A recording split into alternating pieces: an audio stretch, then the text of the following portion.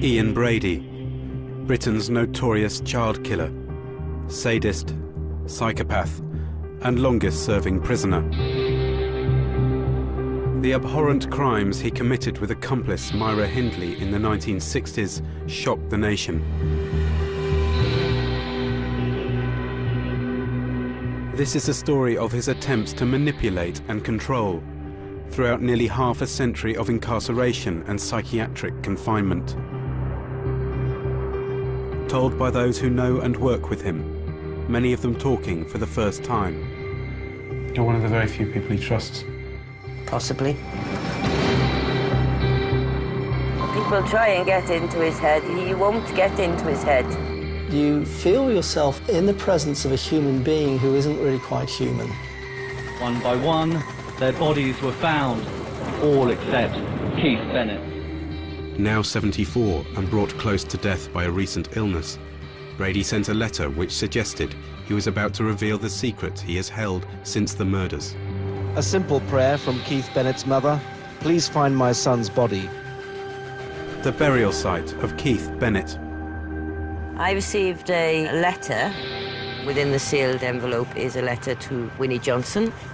That is the means to her possibly being able to rest. Is this a genuine gesture to help a grieving family, knowing that Winnie Johnson was nearing the end of her life, or one more cruel game to assert power and satisfy his sadistic nature? You see, he's still got that bit of power. That bit of power to keep taunting the families and taunting Winnie Johnson.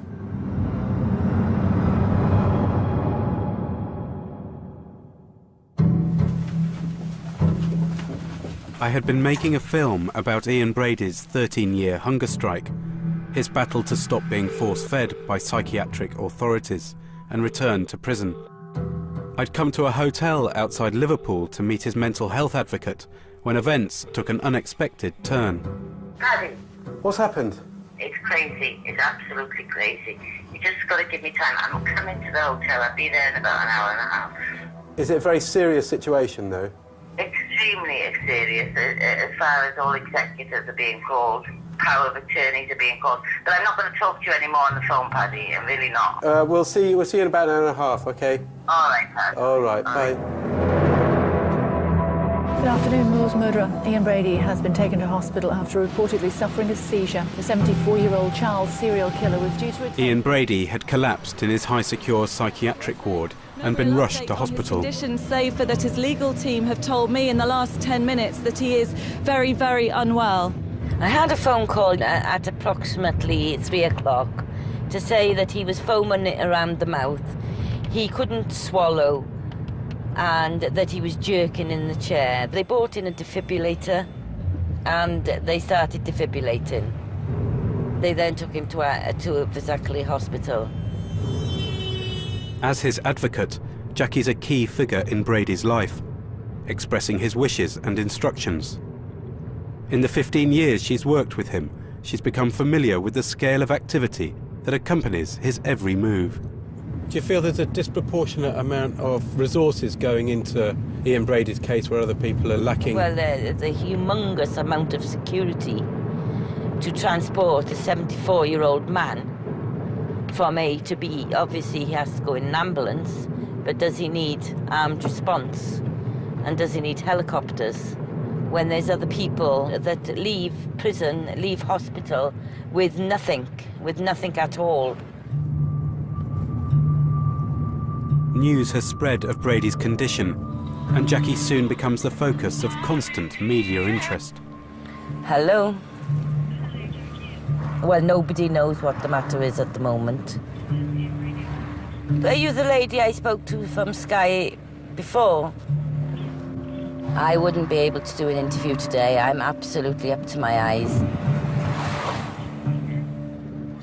Oh, for God's sake. Hello?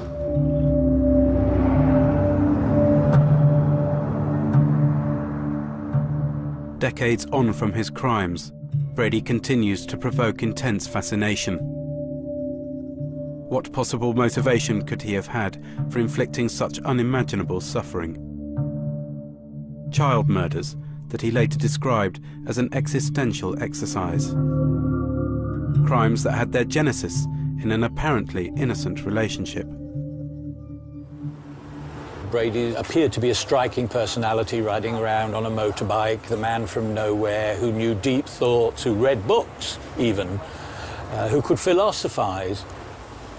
He decided that he would prove to her that he could do something that was superhuman, take a life, because there is nothing more absolute in terms of exercising power over other people than taking their lives. He wasn't out to demonstrate he was physically powerful, but mentally powerful. And to cold-bloodedly pick up a child, abduct that child, kill that child sadistically, and then anonymously bury it in a place like the moors, demonstrated a powerful mind that would make an impression on the girl that apparently was infatuated with him.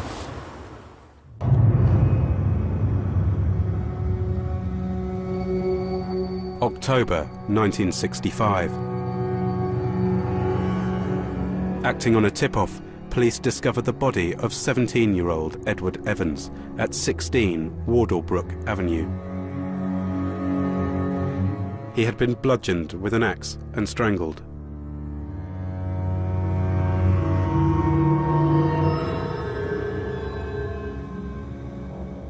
A few days later, they recover the bodies of 2 children from Saddleworth Moor.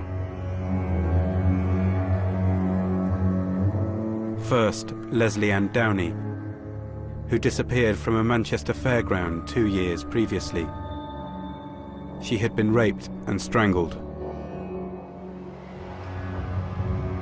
I mean, I was 15 at the time.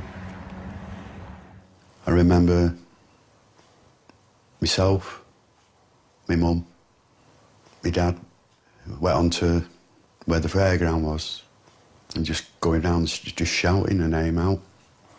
Yeah, oh, I do remember. Yeah, even though it was a long time ago.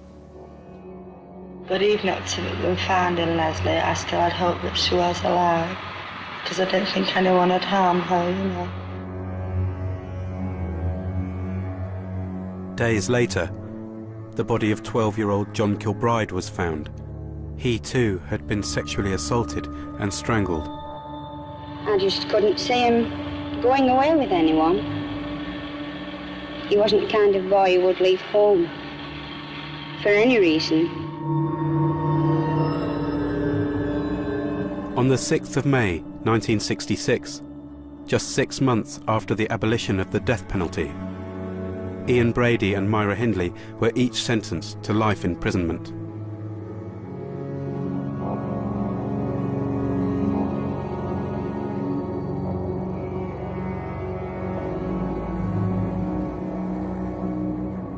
For the families of the victims, time has stood still ever since.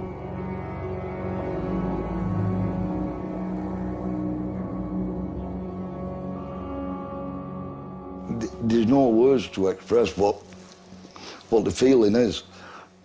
You couldn't understand what the feeling is. You know, the anger what's there, and plus the passion for your brother, you know, and for the other little ones, what happened. And you just can't understand it. You can't get your head round why. This picture here, when was that taken? That was taken, it's got to be 2 or 3 weeks, 4 weeks, just after John has gone missing. That. And then this chair here was where John sat. Always stayed like that until the day where they found John. Because we always thought he was coming back. How long was it after he went missing that he was found? 2 years. 2 years after. Which is a long, long time when you're remembering your brother and you don't know where the hell he is. You know, a long, long time.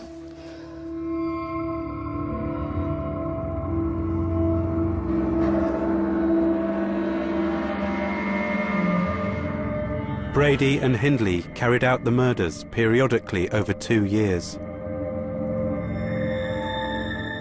During that time, they would frequently revisit and photograph each other at the grave sites of their victims.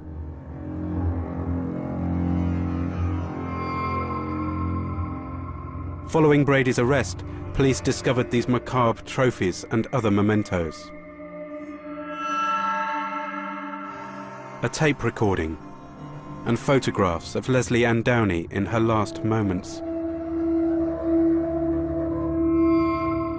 And Brady's cryptic ledger, a coldly precise list of actions to carry out the perfect murder.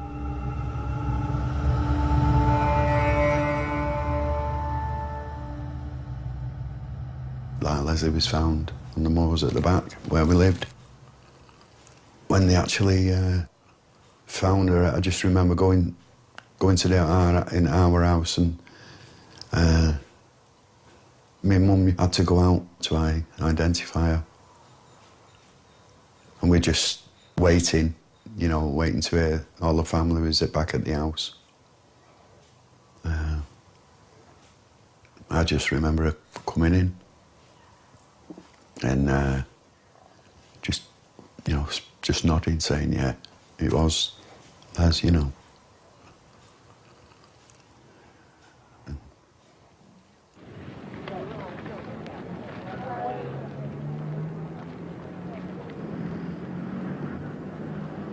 I can't imagine what my mum had gone through, you know, with what she had to see, what she had to hear. No, she always kept things to herself, my mum, you know. She wouldn't tell me anything, like, including what was on them tapes, and no, she just kept that to herself. She didn't want us to know. I wouldn't want to know. People would talk of these crimes as being senseless, and they don't make any sense to normal people, because they're driven by the impulse to control and hurt other people, which is the fundamental abnormality in sadism. Many of the aspects of the killing don't just involve physical harm. The actual enjoyment and pleasure of terror in the victim, as well as the destruction of them both physically and also sort of psychologically, is a key component, and one which the individual finds enormously pleasurable. How many more that we don't know about?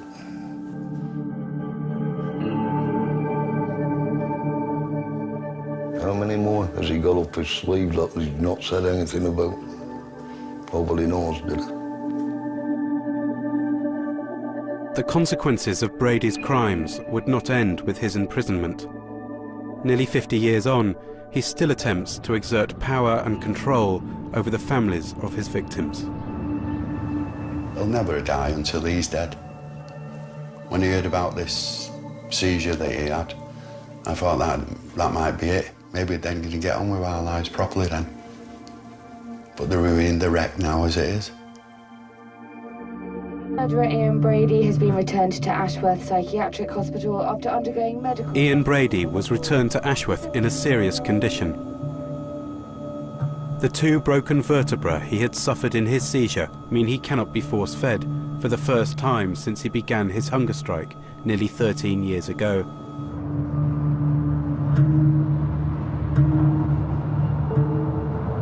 Jackie Powell is on her way to see him. Besides his solicitor, she is the only person who has permission to visit him. How has he managed to keep up the determination to refuse food? He has a very strong will. He has extremely strong will. He doesn't speak to his care team, his clinicians, psychologists, social workers. He said he feels as if he's dead, as settled in a grave.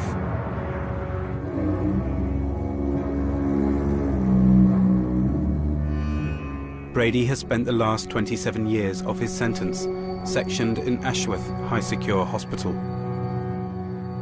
an institution for which he has developed a deep antipathy.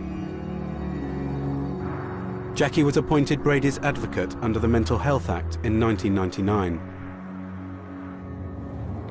And what makes that such a lasting relationship? I suppose because, unlike most people, I'm not interested in what happened 50 years ago. And I've never questioned him about his index offences.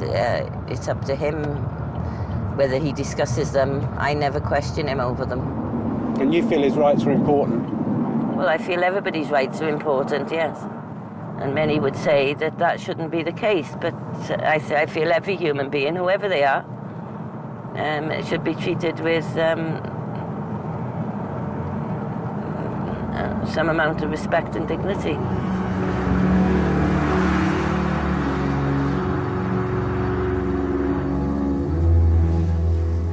With her long-standing proximity to Brady, Jackie was uniquely placed to offer an insight into his psychopathy, now directed towards the institution he loathes. Ashworth operates on what I've termed the crematorium principle.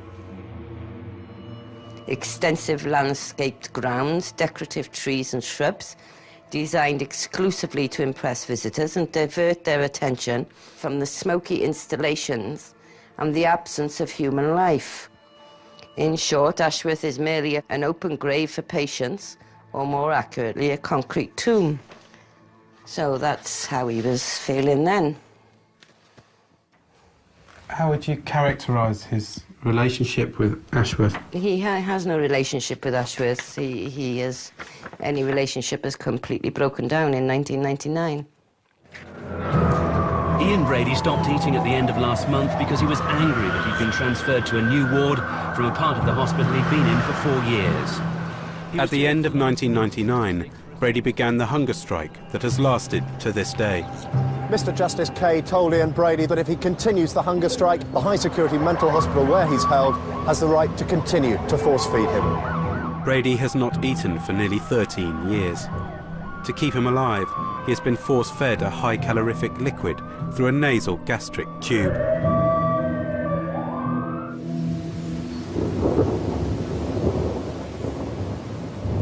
I wanted to understand what motivates Brady's behaviour.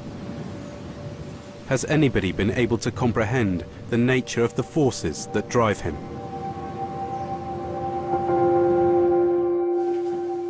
I went to meet the man who has represented him longer than any other. The eminent civil rights lawyer, Benedict Bernberg. What was he like to work with?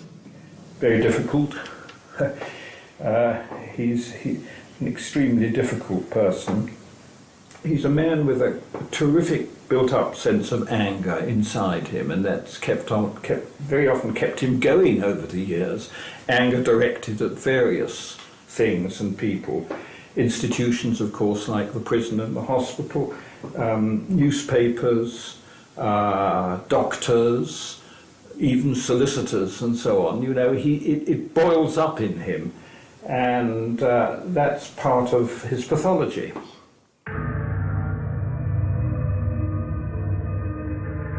According to the logic of that pathology, by committing the murders, Brady proved to himself that he was above morality.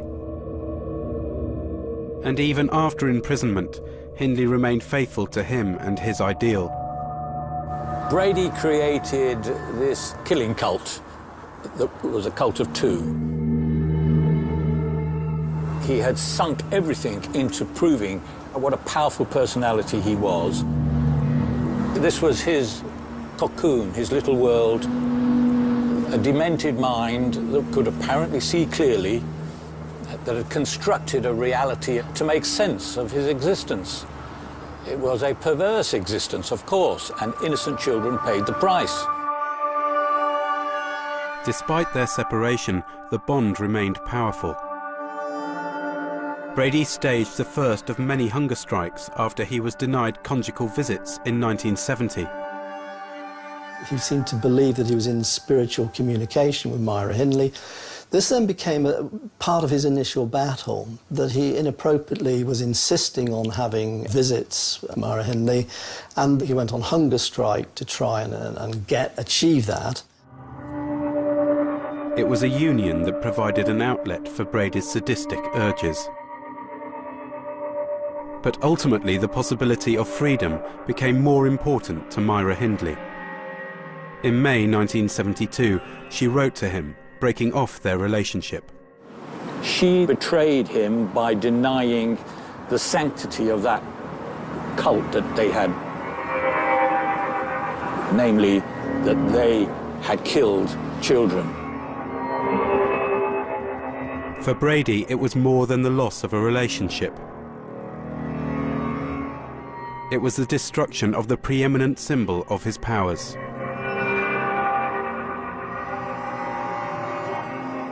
The nature of the hunger strikes and his demands seem to become more bizarre, and also the nature of his preoccupation with starvation and food became increasingly bizarre. Things like putting very large amounts of salt on his food, so he vomited. So his mental state deteriorated very severely, and he appeared to be starving himself to death, not any longer in a protest, but on the basis of very bizarre beliefs. I think the battle, what we're talking about, this battle with authority, it's not a battle with authority, it's a battle in his mind with himself. Over the course of the 1970s, Brady's mental condition deteriorated towards psychosis. But he was to find an ally in the prison reformer Lord Longford, who famously became involved with the Moors murderers and agitated for Brady's transfer to psychiatric care. You visited Brady quite recently. How would you sum up his condition? Well, I'm not a medical man, but I've never seen anybody who looked quite so ill. By that time, Brady had been in prison for 18 years, mainly in solitary confinement. He looks like a skeleton. There is a mental factor there. It was Lord Longford who introduced Brady to Benedict Bernberg. Despite the onset of mental illness, Brady's need for control compelled him to fight countless legal campaigns. I've never come across anyone, any prisoner, who's such an inveterate litigator as Ian Brady. He had running battles with authority throughout his time, right up to now, in fact. He's an inveterate campaigner. As pressure mounted for his transfer to a special hospital, a journalist, Fred Harrison, started visiting him in prison.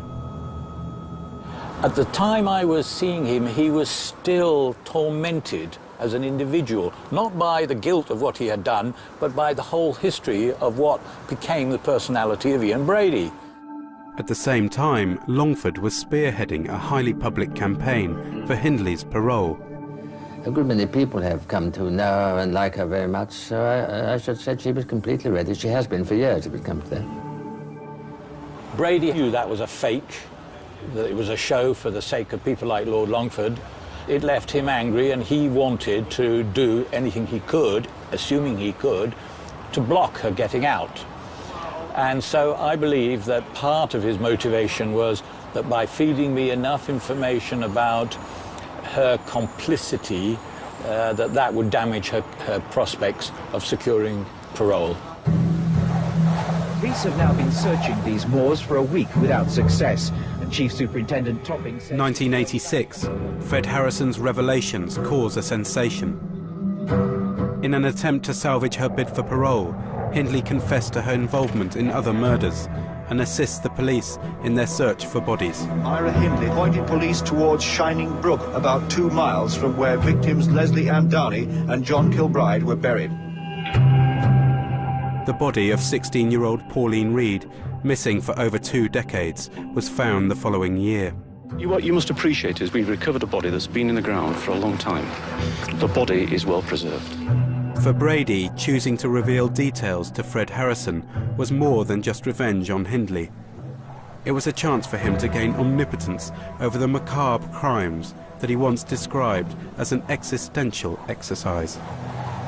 The world was as it was and as he had established it, and the order was being upset by Myra Hindley. He re-established control over that world and her life as well.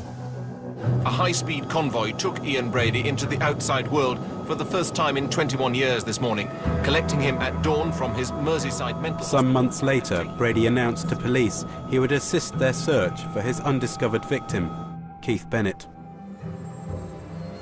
He sounded on the phone very confident, self-assertive and so on, and something which is quite new to me. Once on the moor, police observed Brady walking purposefully in a specific direction. But then he claimed to be disorientated and confused by changes to the landscape. Keith Bennett's body remained unfound. Withholding the information as to where bodies might be buried is an enormously pleasurable sense of control for somebody who is obsessed with control. No site was found. After 11 hours on the moor, Brady was led back to a Range Rover. Malcolm McCulloch, the psychiatrist who treated Brady in the 1980s, suggested that he may have had another motive for assisting the police.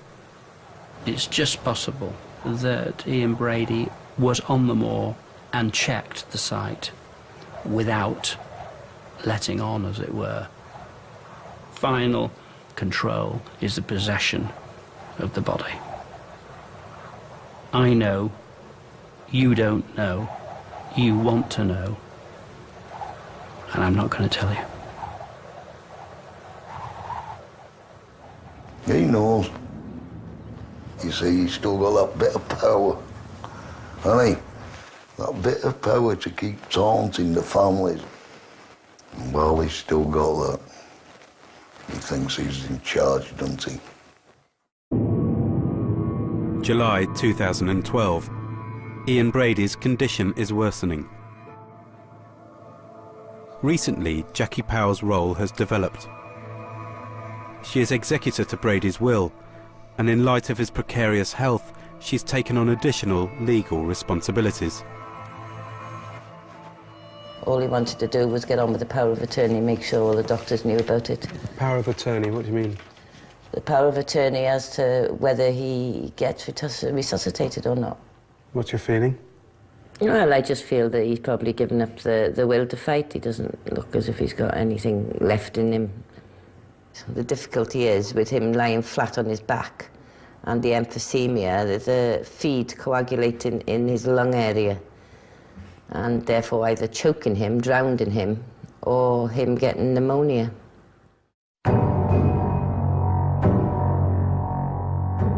It appears that Brady will end his days within the walls of the institution he loathes.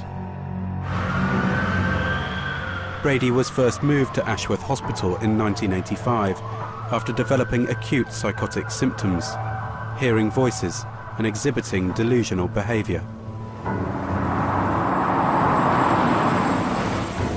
I took the view then that anyone who commits crimes of this order really needs psychiatric treatment, because no rational person would commit the crimes that Brady committed.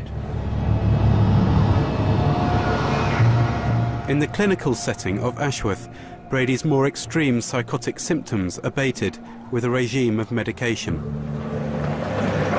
But fundamentally, Brady's psychopathy was untreatable. The interview was, in fact, about a battle of control. It was more like listening to a monologue than engaging in a conversation. This was somebody who would manipulate me to his own ends if he could. After several meetings with him, I was quite glad not to have any further involvement in the case, really. His new circumstances afforded him greater freedoms. He was able to correspond with the outside world, allowing him to seek an audience less likely to challenge him. Among them, the now retired religious studies teacher, Alan Keithley. Jesus Christ. I always use this, teaching about on evil course. Teaching on evil course? I did a course on evil from the point of view of philosophy, theology, religion, and all the other dimensions. And I wrote to Ian Brady, because he's supposed to be the daddy of the devil, the ultimate psychopath. And we had a little correspondence for a bit. And I said, would you like me to come up and talk with you, you say? But generally you say you wouldn't engage with the clinicians or the psychiatrists at Ashworth? No, no. Why not? Well, he thought they were still sick, you know.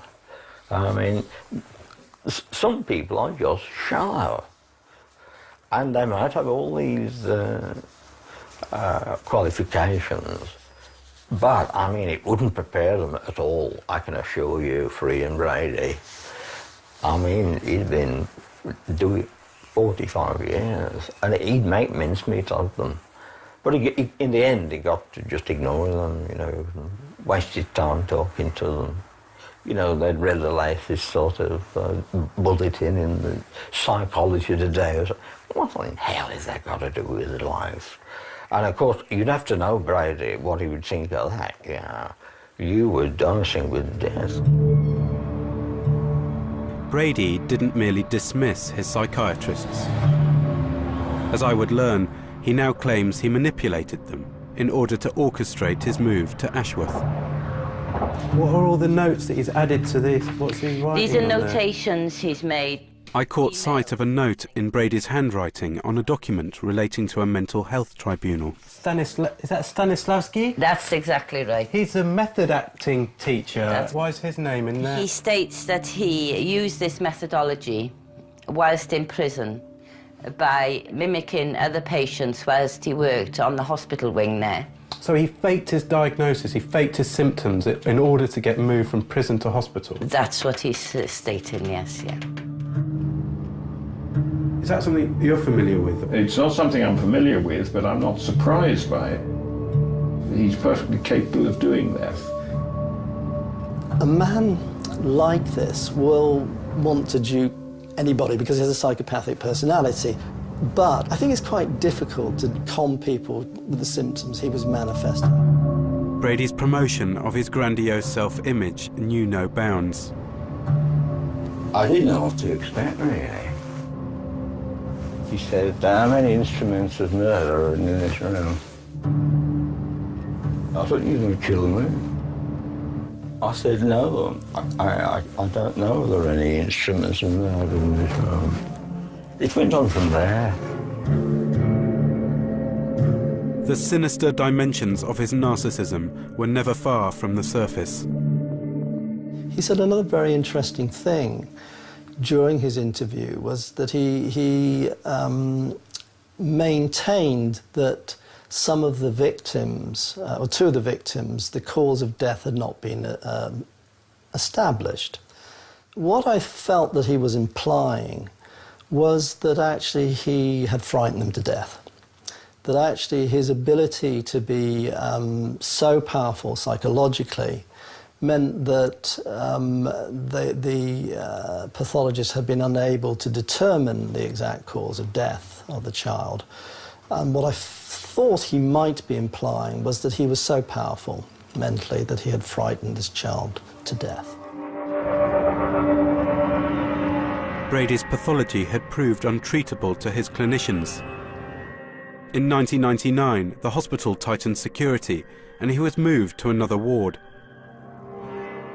On the morning of the 30th of September 1999, a crowd of prison warders in riot gear, crash helmets, plastic shields, padded jackets, rushed in, held my arms violently up behind my back, pushed my head to the floor, and always held in these violent holds, wrenched and dragged me around like a parcel for over an hour. Brady's possessions were confiscated. He was stripped of his privileges. In protest, he immediately went on hunger strike. This was to become his most enduring campaign of all. He was taken over to the medical centre and a tube was inserted up his nose and into his stomach. And what was that scene like to witness? Not very pleasant. There's an X-ray to make sure the tube was in position. It wasn't the first time, so they had to do it the second time. And what was the atmosphere like in the room? No, extremely tense. Did you not want to resist that? He did resist verbally. He wants his wishes known that he does not agree or wish to have this tube inserted. Back in court after 34 years, Ian Brady pleads, "Let me die."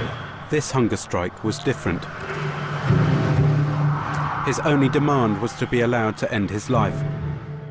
He went to the High Court in a bid to stop force feeding. I was asked to comment upon his mental capacity, and in fact I thought he did understand that what he was doing was potentially putting his life at risk. Dr. Collins, Brady's responsible clinician at Ashworth, called his hunger strike a florid example of his psychopathy in action. The one thing you don't want to do with a person with psychopathy is get into a battle of wills. Brady felt the need to re-establish control. What better way to do this than through a hunger strike? There's something gratifying for the individual about a battle of wills. And he is still determined to end his life? Yes, I mean, he has no requests, no demands, apart from he wants to have the right to die. A person with psychopathy is not going to back down in that battle. It was quite a dramatic and tense environment. Leave to appeal was denied by the court today, but his solicitor says Ian Brady is determined to fight on. I think people did suffer from the strain of everything. Brady has now been taken back to Ashworth Hospital, where he will continue to be fed through a plastic tube. And we recollect Ashworth's psychiatrist saying, it was more demanding dealing with him than perhaps the rest of the ward put together. Mr. Justice Maurice Cade agreed that the proceedings were a staging post and his intention was to protest and to win a power struggle, but not to die. The court's decision to continue force feeding set in train a standoff between Ashworth and Brady that would last until now. Is when you think of somebody like Ian Brady, you're getting somebody right down the very furthest end of the spectrum. And by that time, you're dealing with something which psychiatry is not really, or psychology is still not very good at really defining and explaining, but actually you're dealing with a very, very unusual and very extreme human being.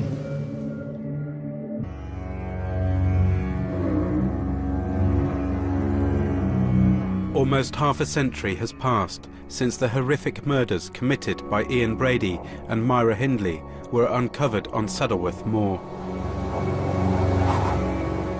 Despite the decades, this desolate landscape still maintains Brady's last secret. The undiscovered grave of victim Keith Bennett, who was murdered 4 days after his 12th birthday in 1964. A simple prayer from Keith Bennett's mother: "Please find my son's body." Despite the official police search being called off in 2009, Keith Bennett's mother, Winnie Johnson, continued to search for her missing son for the rest of her life. I will never give up, never in a month of Sunday. If it takes me to my grave, I'll carry on till then. Before her recent death, Winnie's final wish was to give her missing son a proper burial. And in his final days, Brady remains the only hope for those still searching for Keith Bennett's remains. But to think that he's going to die, but he's going to take that to the grave with him, where Keith is. And I feel so sorry for Winnie. I really, really do. He's the only one what knows. He's the only one what can put Winnie to rest. Isn't he? All the hope what Winnie's got lies on him.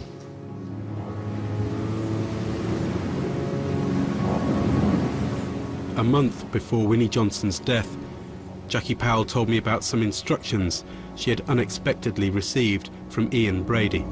I received a letter and a sealed envelope which said on the front of it to be opened in the event of my death. He says he doesn't wish to take secrets to his grave, and within the sealed envelope is a letter to Winnie Johnson. Within that is the means to her possibly being able to rest. And that's paraphrased, that's not verbatim. What does he mean by that?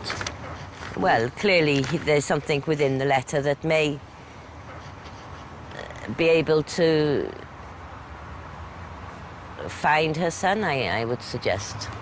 And he's given the impression to you over the years that he knows exactly where the body is? He's more than given me the impression. He's told me that he knows where the body is. And I've told police that. You went to the police voluntarily? I have told police. The police came and interviewed me. So it's kind of like a victory dance, isn't it? To say, well, I wouldn't say. Give you information on my death, and it's saying that I have possession of the body right up until my death. I don't like that at all. No? No, I don't like the way you're putting that at all. I don't like that. Isn't that what it is, though? Isn't that what you're saying? I don't like that at all. Why not? I don't like the way you put that, victory dance. I don't like those words, Paddy. But it is a power game, isn't it? Well, anybody with any psychopathology, obviously, their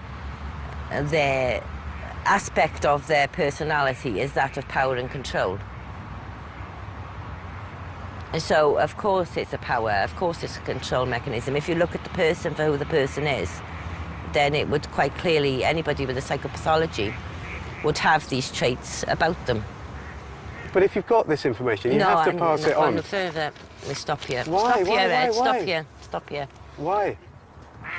I'm just trying to understand the situation you're in and what the dilemma that you face and what you need to do about it. What have you done in the past when you've been given knowledge of something? I don't know what's in the envelope. It's sealed. Yeah. So what do you think might be in that letter, then?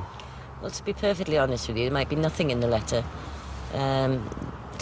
Many games have been played before. That is the mind of a psychopath. And so until I'm actually sure what's in the letter and that there is something in the letter, then morally I'm in a dilemma, yes. But until I'm actually sure that there is something in the letter, then I can't really act. You're not tempted just to open it? Professionally, that wouldn't be, and that possibly is why I've got a letter, to see if I would open it.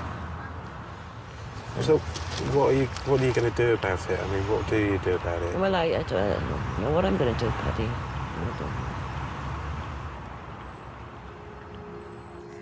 Jackie wouldn't show me the sealed envelope addressed to Winnie Johnson. But whatever its contents, it has come too late for Winnie.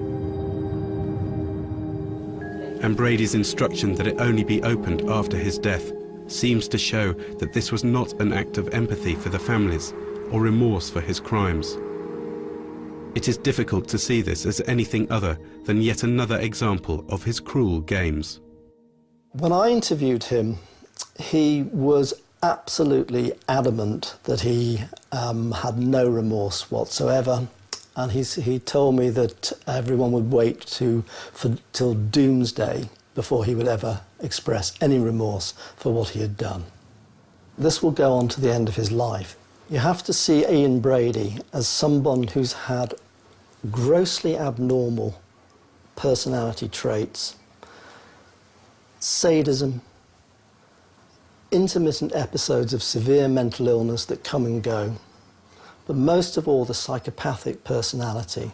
And this has been present since childhood, throughout his adolescence. It's continued, and although he's older, the same features of his abnormal personality are as live today as they were right back at the beginning. He's always there. It's almost like it's a sort of shadow in your life all the time, you know. Sort of Yeah, it is honestly.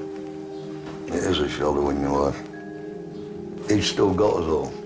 He's still got all the families. But you're not going to beat it out of him where Keith is, are you? You know, the main thing now is that we find Keith. I'm hoping for any apologies or sorries or, you know, or anything like that. Just where is Keith? I just wake up wishing that he'd be dead. I'll jump for joy, and that's the truth.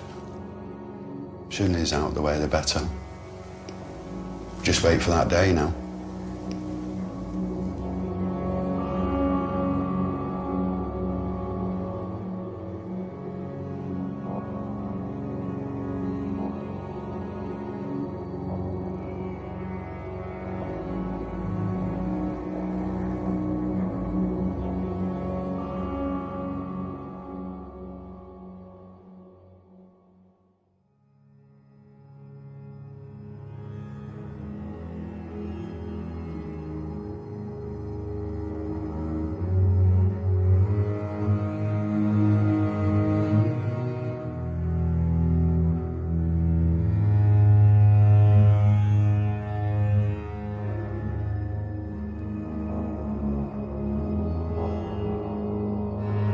Support information can be found online. Go to channel4.com and search for Ian Brady.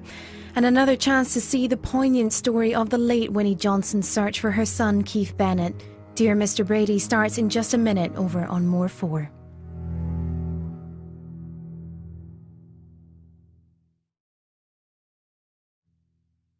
Arrest.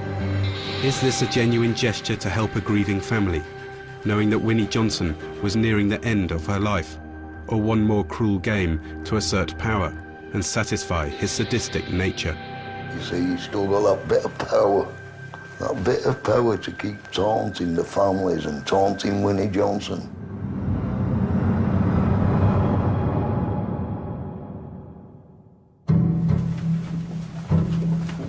I had been making a film about Ian Brady's 13-year hunger strike, his battle to stop being force-fed by psychiatric authorities and return to prison.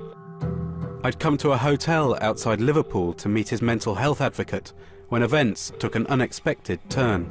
Paddy, What's happened? it's crazy. It's absolutely crazy. You just got to give me time. I'm coming to the hotel. I'll be there in about an hour and a half. Is it a very serious situation, though? Extremely serious, as far as all executors are being called, power of attorneys are being called. But I'm not going to talk to you anymore on the phone, Paddy. I'm really not. We'll see you in about an hour and a half, OK? All right, Paddy. All right, bye. Good afternoon. Moore's murderer Ian Brady has been taken to hospital after reportedly suffering a seizure. The 74-year-old child serial killer was due to... Ian Brady had collapsed in his high-secure psychiatric ward and been rushed to hospital. Conditions, save for that his legal team have told me in the last 10 minutes that he is very, very unwell. I had a phone call at approximately 3 o'clock to say that he was foaming around the mouth, he couldn't swallow, and that he was jerking in the chair. They brought in a defibrillator and they started defibrillating. They then took him to Vesackley Hospital. As his advocate, Jackie's a key figure in Brady's life, expressing his wishes and instructions. In the 15 years she's worked with him, she's become familiar with the scale of activity that accompanies his every move.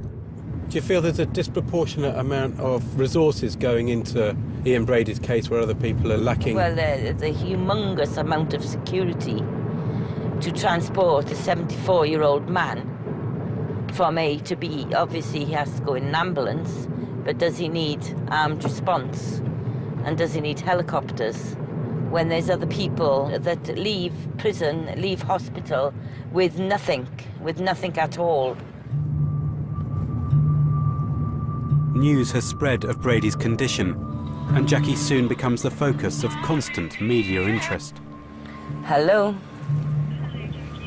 Well, nobody knows what the matter is at the moment. Are you the lady I spoke to from Sky before? I wouldn't be able to do an interview today. I'm absolutely up to my eyes. Oh, for God's sake. Hello?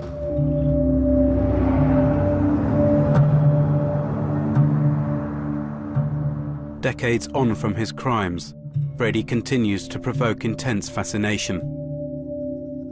What possible motivation could he have had for inflicting such unimaginable suffering? Child murders that he later described as an existential exercise. Crimes that had their genesis in an apparently innocent relationship. Brady appeared to be a striking personality riding around on a motorbike, the man from nowhere who knew deep thoughts, who read books even, who could philosophize.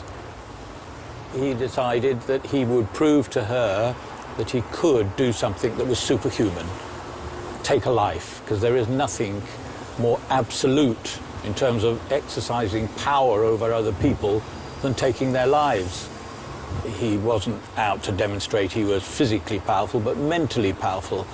And to cold-bloodedly pick up a child, abduct that child, kill that child sadistically, and then anonymously bury it in a place like the moors, demonstrated a powerful mind that would make an impression on the girl that apparently was infatuated with him.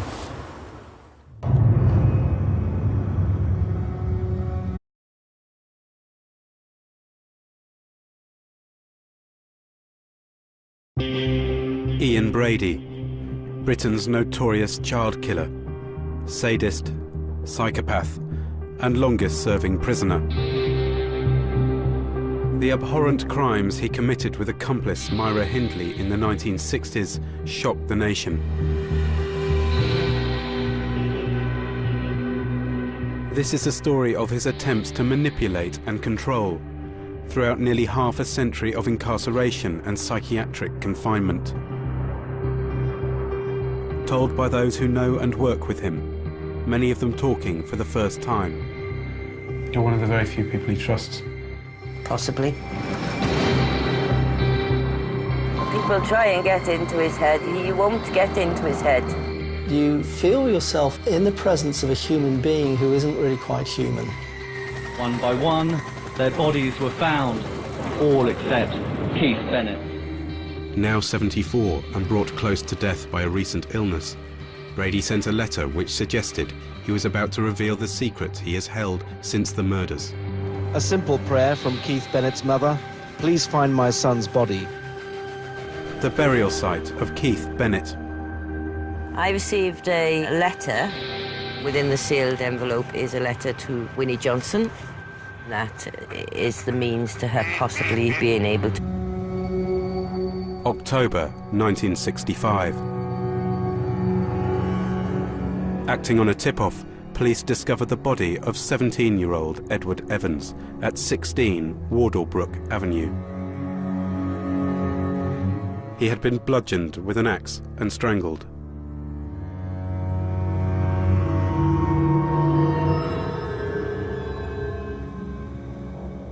A few days later, they recover the bodies of 2 children from Saddleworth Moor.